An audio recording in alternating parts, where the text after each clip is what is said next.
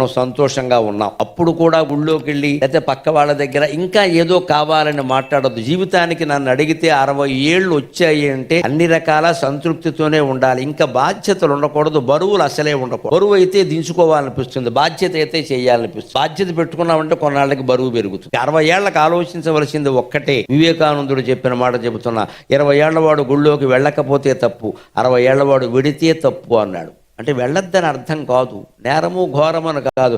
60 ఏళ్ల నాటికి గుళ్ళో ఉన్నది నీ గుండెల్లో ఉన్నది ఒక్కడే నువ్వు తెలుసుకోగలగా. అంటే అర్థం ఏంటి? మనకు వేదం ఏం చెబుతోంది శాస్త్రం అంటే 60 ఏళ్ళకి నువ్వు ఊరికి పెంచుకోక, ఇంకా ఆమదం జిడ్డులాగా ఇంకా ఊరికే మా అబ్బాయి సెటిల్ అవ్వలేదు, అవడో నువ్వు సంపాదిస్తున్నది కత్రం వాడు అవడో, వాడు పేకాడతాడు, వదిలేసి అడుక్కు తినమని చెప్పి వాడే అవుతాడు 3 రోజులు. వాడి సెటిల్మెంట్ నీకు సంబంధం ఏంటి? ఇక్కడ వాడికి పెళ్లి ఎవరు అని చేసుకోమను, నువ్వు ఊరుకో. అంతేగాని మనం ఇంకా 60 దాటినా 70 దాటినా 80 దాటినా వాడు సెటిల్ అవ్వలా, వీడు సెటిల్ ఆడుతున్నాడు, నువ్వే నీతో సెటిల్ ఆడుతున్నాడు యమధర్మరాజు ఇక్కడ. రేపు పొద్దున వస్తాడు ఇక్కడ, ఏం చేస్తావు?